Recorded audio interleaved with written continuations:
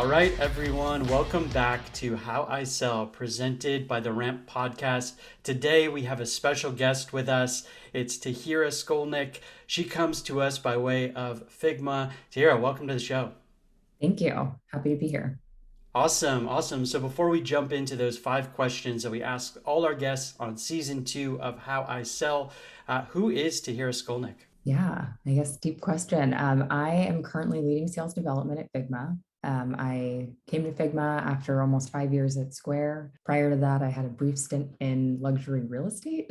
Very different from sales, obviously, and different from tech. But yeah, that's a little bit about my background. Prior to my current role, I was also working as an IC. So I was on the enterprise sales team and mid-market sales team before that at Figma. So seen quite a bit of our motion at this point. That's really great. And I think that's one of the things that drew us to you in the first place was your impressive track record coming up through the ranks.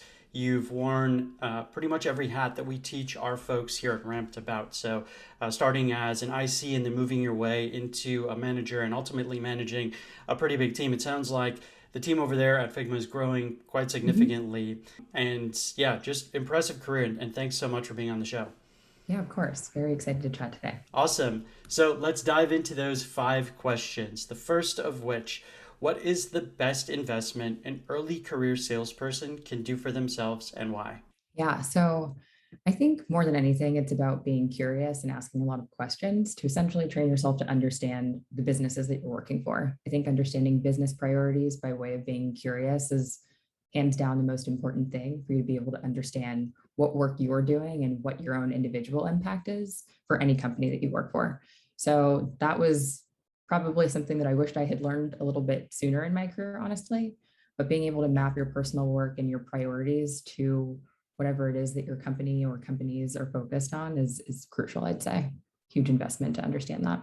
That's awesome. And something we've heard before on the show is like being curious and why curiosity is such an important part of being a productive salesperson, productive Mm-hmm. really in any role that's client facing or customer facing. Mm-hmm. So you mentioned kind of learned along the way. Is curiosity something you think is innate in folks? Like are salespeople?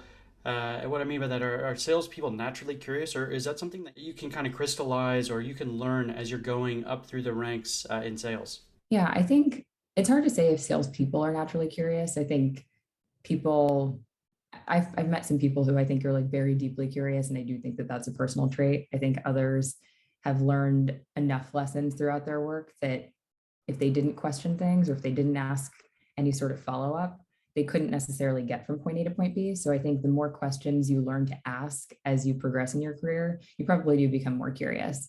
And I do think it's important not only for your actual core work, like when you're an AE, your whole job is doing discovery, like learning as much as you can about your customers. And I'd say that is the most crucial piece of any sort of sales cycle is that every bit of ammo that you have later on, everything that you can point back to for your own success with your deals or your own career, it's all about the questions that you asked up front. So I do think that you refine those skills as you progress in your sales career. Some people are really good at them in the beginning, others need to work on it. But once you, and I think learning how to be curious and learning how to manage a discovery conversation, for example, is something that you perfect regardless of whether or not you're super early in your sales career, if you've been at it for 20 years, like you're always learning how to do that better. But I would say that it's not the easiest thing to refine, but there are certainly possibilities and options for you to get better at it as you progress. Yeah, that's awesome. That's awesome. Something that Mhm. I've noticed for sure when you make the jump from SDR to AE, the Mhm. folks that can really dive in deep, ask questions that are relevant, and not just Mhm. questions because they come off a list of qualification or discovery questions that you found Right. on like a HubSpot blog or Sales Hacker. It's the ones that really target the emotional needs and wants of the buyer, right? Eventually, you need to be Yeah. the one as salesperson. It's on you to understand their positioning, understand their pain points. So, I Mhm. think yeah, that's great advice and something that carries folks a long way, especially in that closing role. Yeah, definitely. Awesome. Moving on. Question Yeah. two: what is the biggest surprise you faced early in your career and why? Yeah. So actually, it's interesting. I did not decide to go into sales immediately when I entered into the tech space. I actually started out in a support role. And so when I transitioned into sales from support, I think the biggest surprise for me was that being a product expert is not necessarily the thing that's going to make you the best salesperson you can be. And it's very important to have mastery of your product and to understand what it is that you're selling. But if you're constantly just spewing out how to help people or how to, perform the nitty-gritty tasks of your product, you lose a lot of your power as a salesperson. And that was a huge surprise to me, and something that, had to learn the hard way about, of course. But I'd say it's a very specific learning. But I do think that it's been crucial for me in understanding how to maintain strong relationships with my customers, with my internal partners, and honestly, just how to make sure that I'm holding the keys and managing my own success and my own deals and my own career well. So being a product expert can help you, but it's not going to be the only thing that helps you. Yeah, that is tactical guidance and very nuanced, and certainly something that I was faced with. Not my first role. I had no idea. I thought diving into the product would be the way to sell it. It's really a number of things. Yeah. What would you say off of that? If diving into the product isn't that most important, what do you think would be the key to unlocking a successful career in sales? Like, what's Yeah. that catalyst, if you will, when you're coming up through your career? Yeah. So I think on the product side, in order to really understand the features and what it is that your company is doing, it's understanding those business priorities that I kind of mentioned in the very beginning. And so if you understand why your company is building the things that they're building, who they're serving, and how your work fits into that, that's something where I think it helps you spark curiosity. It helps you ask the right questions. It helps you figure out what the landscape is generally of your career within your own company, because you understand the nuts and bolts of the business. I think beyond that, though, there really is no silver bullet as it relates to the product. I think like if you have some good instincts about, hey, I'm going to talk to my customer about A, B, and C things as it relates to our product, that helps guide them. It helps you be consultative with them. It helps them understand, here's the value of this thing when it comes to the company. If the company really is valuing those points A, B, and C when it comes to how they market their product, what they're telling you or enabling you to talk about within their product, I think internalizing those themes is what's the most important thing, and understanding how you fit in to the landscape of your company and what your customers need to expect of you. Yeah, that's awesome. That's awesome. It's like tangentially related to understanding the product, but going a little bit deeper to that again, kind of Mhm. that emotional connection, pain point connection between you and ultimately the customer or future buyer. Yeah, totally. Great, great. Super tactical advice. I love it. Question number 3. What is Mhm. one mistake you made early in your career that shaped the way that you operate today, and how Mhm. has it shaped you? Yeah, so this is a twofold question for me. I think it actually ties into what I said earlier about being the product expert. Because I knew so much about the product when I moved into a sales role, I also thought that my internal value, not just to my customers, but to my team, was being able to help everyone around me and being this person who could hold everyone's hand in understanding the product and understanding which people to connect with internally about the product. And I didn't necessarily focus on my end goal, which was like, what are the things you control, your inputs, getting to your quota, meeting the needs that are literally outlined for you on paper when it comes to your job.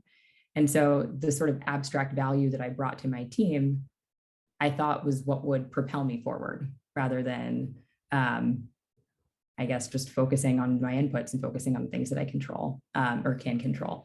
And so that was a big mistake for me in the sense that I ended up a little bit distracted. I wasn't just focusing on hitting my quota. I was focusing on what value can you bring to everyone else around you. And it's not that in sales those things don't matter, but it's that they are not the only thing that matters. Bottom line, hit your number, do your job. And it's not that I wasn't able to succeed. It's just that I was focused on too many things around me that I struggled to learn those sales skills. I struggled to learn how to manage my discovery conversations effectively. And I wasn't thinking about the tactical things that really, really mattered to lay that foundation. And so that inherent value that you might be able to bring if you're an expert on something specific is great, but those aren't things that people naturally realize about you, and they're not the things that get you promoted. And so it's important to take note of all of those extra things that you're doing and all of the sort of values that are not easy to write down on paper. Like, take note of those things and talk about those things in your self review. And when you talk to your manager about kind of everything else you're doing aside from your core work, but don't make the mistake of focusing only on the abstract value. Make sure that you're really focused on exactly what it is that's expected of you and drawing the lines to how those things actually impact the team around you. Yeah, thanks for sharing that. Was there a Mhm. moment in your career where that came to a head? It sounds like you learned that Yeah. along the way. And I ask because, sales, when you're coming up or when you're entering into a sales role, everybody always says, right? It's about the numbers, hit your numbers, hit your Yeah. numbers, you know, hit your quota and find balance. And I think the good companies realize it pretty quickly that like salespeople are not just robots that are just gonna hit Yeah. their numbers, check in, check out. There's Yeah. a lot that goes into it. There's lots of building a culture and a team. Was there a moment where you realized, okay, it's not just, or you swung the pendulum maybe too far to Mhm. the other way versus focused on the numbers, or is it something that you learned at many stops? I definitely learned it in a number of different ways. I would say there was one specific moment where I was going up for like promotion, or it wasn't necessarily a promotion. It was kind of like a next level up, but you weren't necessarily in a different role. Hard to explain, but I was competing for something essentially. My numbers were not that far off from someone else's, but I was told that I didn't get the opportunity because that person's numbers were higher than mine, even though all of the qualitative stuff that I did bring to the table mattered. It's not that the people who were around me didn't have those things either. It was that they were still very focused on the bottom line. And so if I had, let's say, cared 25% less about those extra things and put that energy into the numbers, then I think I would have been able to refine my focus a bit more and I would have maybe gotten that opportunity. And so I guess I want to correct myself. And then it doesn't mean that you should be a robot or that the only things that you should do are hit your number, don't care about the business around you. That's absolutely not what you should do. It's figure out how to work on some qualitative stuff that really does contribute to your community, their overall corporate goals, and your personal success in tandem with the bottom line of hitting your goals. And so for me, it was just an imbalance of energy. And that moment really, it really came through because the feedback I received, of course, was, hey, we actually think you might have been better at some of those things than some other people who went up for the role. But ultimately, when we measure success and when we think about what we need for these various positions, motivation matters and setting an example matters. And part of that is making sure that the sales team as a whole is contributing to those goals, driving revenue and, you know, hitting our numbers. And so I was, but it's possible to do that a little bit more and to refocus your energy, I'd say. Yeah, thank you for going a level Mhm. deeper there. Yeah, Sure. it's like you have to check the box, the performance Yeah. box, right? Before you're up for or elevated to or can't even be in the conversation to Yeah. have that next level. And I think, the good and the bad about sales is it is competitive, it's numbers focused, it's analytical, Hmm. you always know where you stack rank. Hmm. And the bad is right, that's the prerequisite. You have to, I wouldn't even call it bad, it's just that's the reality is Yeah. that's the prerequisite to get you to the next levels. You have to hit that box. You have to check it to Hmm. put yourself in the conversation to get Hmm. promoted or put yourself in the conversation to Yeah. take the next step. And I mean, it's clear from where you went or from that point in your career that you've done that. So it's awesome to see, and it's really cool to hear. And it's not always communicated effectively. Like when you're in your first role or about to embark on your first role and you choose sales, nobody kind of lays it out bluntly and just says, look, you got to hit these numbers. Like, just Yeah. that's the role. Just hit the numbers and then Yeah. you can have pretty much whatever you want, but you got to do Yeah. it. Yeah. And it sounds really great if you didn't only have to do that, or like you could just bring some crazy value to the role and Yeah, have those things not be a part of it. But at the end of the day, sales, as by definition, is a revenue driving organization. So absolutely. that's great. Well, yeah, thank you for that. Sure. Moving on to question 4. Who has had Hmm. the greatest impact on your career and why? And some folks take this into direction if they don't want to name somebody directly, Hmm. a situation or a company or a community that's had a great Yeah. impact on their career as well. Yeah. I actually might take it in even a different direction on that front. But I'd say the way I learn the best is by thinking about tons of different experiences I've had or like conversations, key elements of things that maybe I haven't liked the most. And how can I learn from those experiences and pivot them into something positive for myself. So I think I'm constantly learning is really the bottom line here.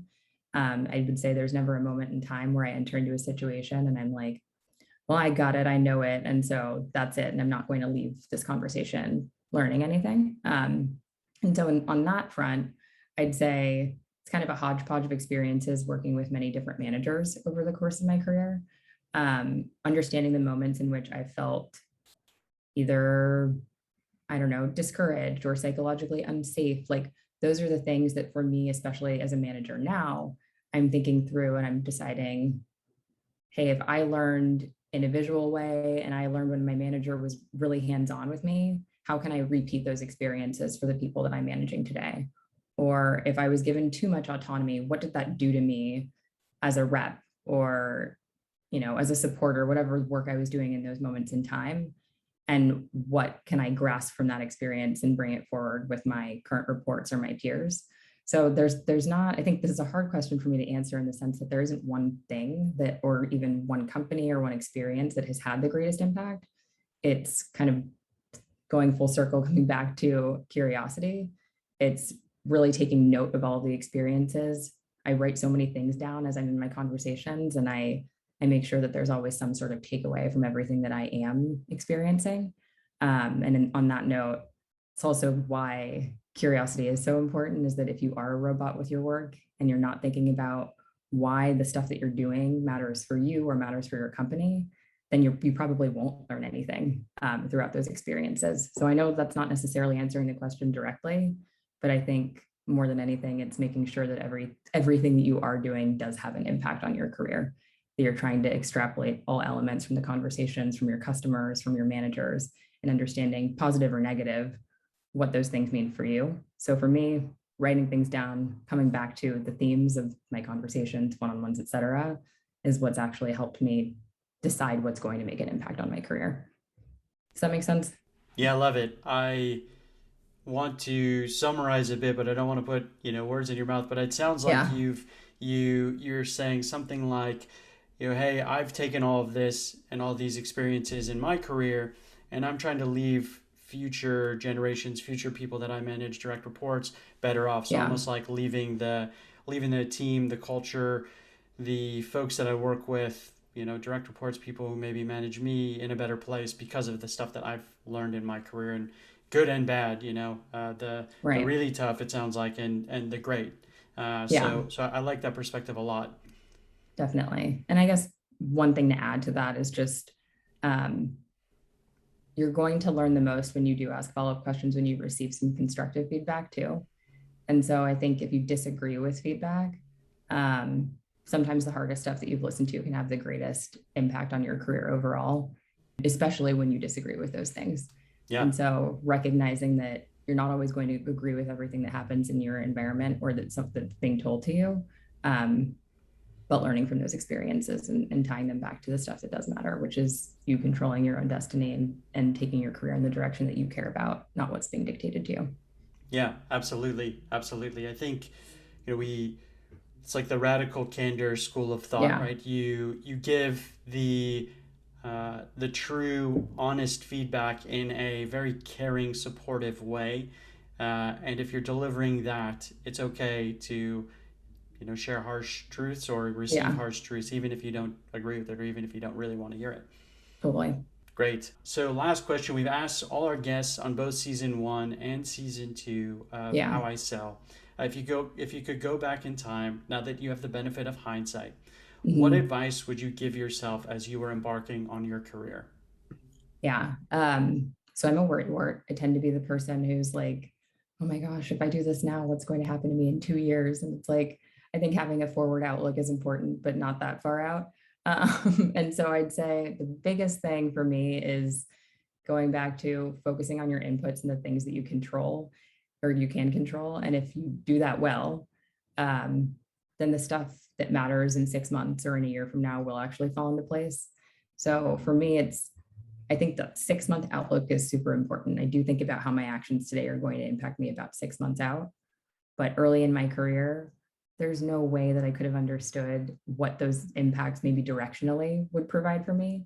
And I think as you progress year after year, you do start to hone in on maybe forecasting some of those impacts of your actions.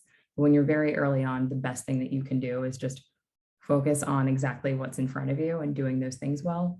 And if those actions are not things that you actually care about and you don't want to spend your time doing, that's a signal too. Like, you don't have to force yourself to do the stuff that you know is core to the job that you're doing today if ultimately that job isn't right for you.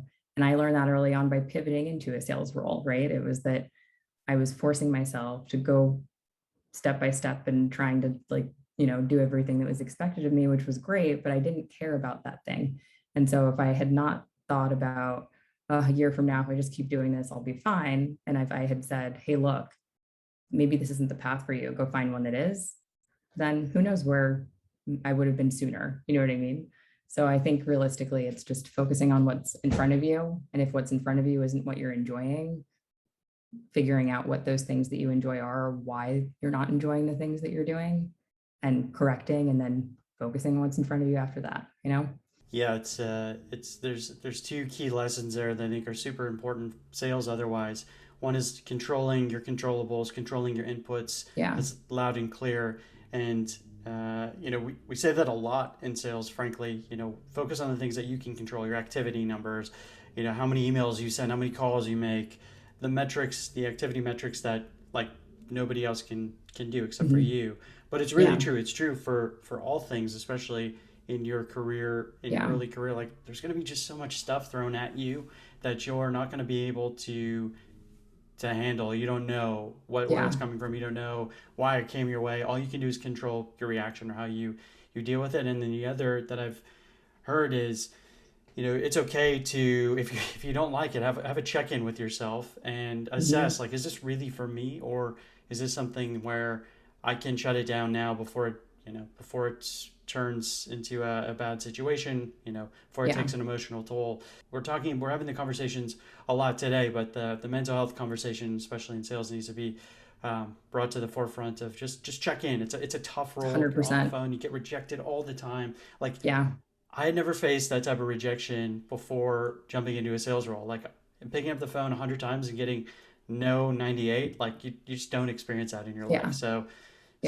just check in, and it's okay if it's not 100% the right career for you, or even the role. You could pivot into something else that's related to, or even in sales.